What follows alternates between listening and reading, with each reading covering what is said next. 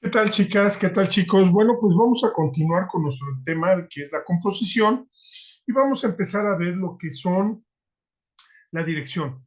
Los principales elementos de la dirección en la composición vamos a tener que son los verticales, los horizontales, triangulares, circulares, espirales, inclinadas y las radiales.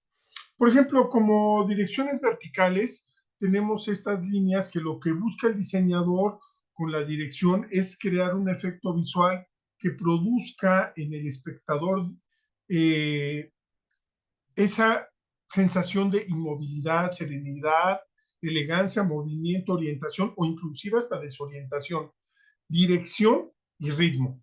Eso es lo que va a buscar básicamente lo que es la dirección, entre otras cosas. También vamos a tener, por ejemplo, dentro de estas, la dirección circular, que son, por ejemplo, composiciones cuya dirección principal es las que semejan curvas y que son casi totalmente cerradas, que reciben el nombre de circulares. El formato circular del soporte predispone a estos un ritmo circular donde, por ejemplo, tenemos aquí este elemento que aunque son líneas, etcétera, pero son circulares y tenemos un punto radial. Entonces vamos a ir viendo cómo si vamos teniendo estas cuestiones de dirección hacia un punto que sería aquí el centro y tenemos todo un fondo que nos puede semejar tanto una dirección gravitatoria circular o de rotación o inclusive que nos puede causar un poco de desorientación como lo habíamos ya mencionado. Muy bien, vamos a continuar. Vamos a hablar de lo que es la posición en la composición. En nuestra visión normal, eh, existe un centro de interés donde cuando nosotros observamos una imagen, una fotografía, una obra artística, etcétera, puede ser una revista, lo que sea, donde vamos a centrar nosotros nuestra vista. Va a ser un centro de interés que se convierte en una figura. Es algo que vamos a reconocer como objeto, como forma, y queda rodeado por el resto de la escena. Se convierte en ese momento en el fondo. Todo esto va a ser fondo y nuestra esencia, nuestro protagonista va a ser, por ejemplo, en este caso va a ser el punto, donde lo podemos tener arriba a la izquierda como ejemplo, al centro o abajo a la derecha. Y eh, algo que también es bien importante mencionar, que muchas veces todo lo que rodea la escena, ese fondo va a quedar en un segundo plano. ¿Por qué? Porque va a quedar disminuido ese fondo por el elemento principal, por ese actor que va a ser, por ejemplo, en este caso, el punto. Aquí tenemos más información sobre el concepto de figura y fondo, lo que habíamos hecho anteriormente ya como ejercicio, pero ahora desde el punto de vista de la percepción, la figura y el fondo en la imagen, en la fotografía, en una revista, en una portada, etcétera, en una obra de arte, en algún elemento de comunicación visual. En la visión normal no hay unos bordes claros y definidos como ocurre en un lienzo.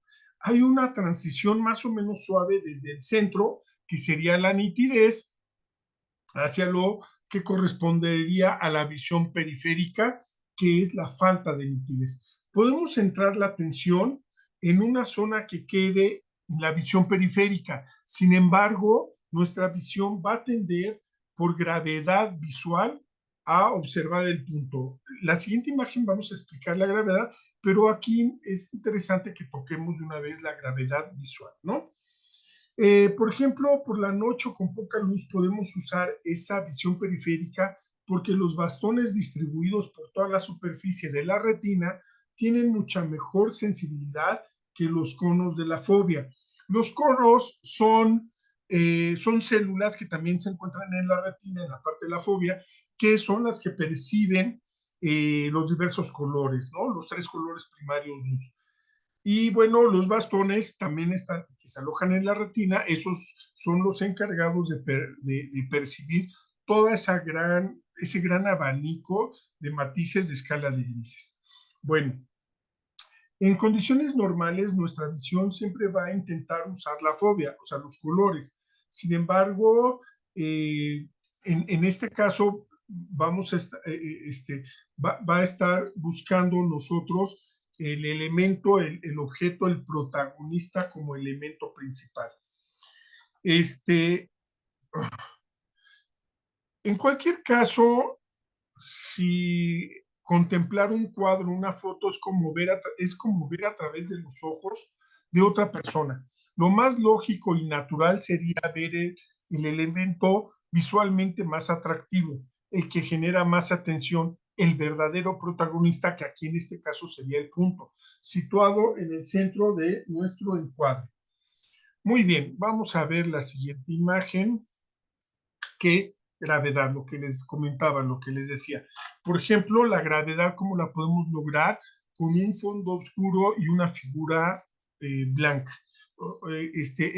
Ya habíamos hecho nosotros anteriormente un ejercicio donde ya habíamos explicado esto, pero bueno, aquí ya tenemos esta situación que nos va a dar precisamente esa sensación de gravedad, esa sensación de peso visual, nos va a dar esa dirección, nos va a decir que la imagen, independientemente de las letras, nos va a decir la forma correcta de colocar la imagen.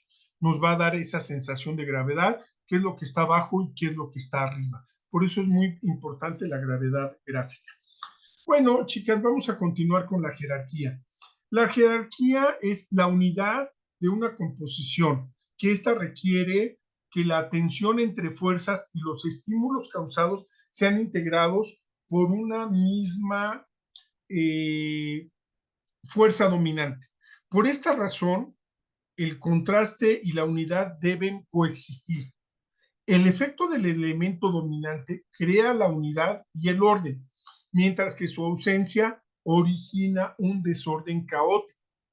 La jerarquía existe que en cada composición haya un elemento dominante, según el significado y la finalidad de la misma composición, y diversos elementos en posición subordinada. Entonces, eso es la jerarquía, donde va a haber un elemento dominante y por otro lado vamos a tener elementos en posición subordinada. Muy bien. Vamos a ver lo que es el ritmo regular. El ritmo es en el diseño gráfico, en la comunicación gráfica, es conocer el recurso, conocer este recurso del ritmo y de cómo funciona, cómo es importante, porque este nos va a ayudar a orientar la atención de quien observa hacia el mensaje principal o el contenido que queremos destacar. Esto es, orienta al observador. No solo eso, el ritmo sirve también para dar un aspecto orgánico al conjunto y estimular a quien lee a prestar más atención al mensaje o enfatizar con el contenido. Esto es, promocionar un producto exitoso o lanzar un mensaje preciso y convincente, ya que no es suficiente si el contexto en el que está incluido no es igualmente eficaz.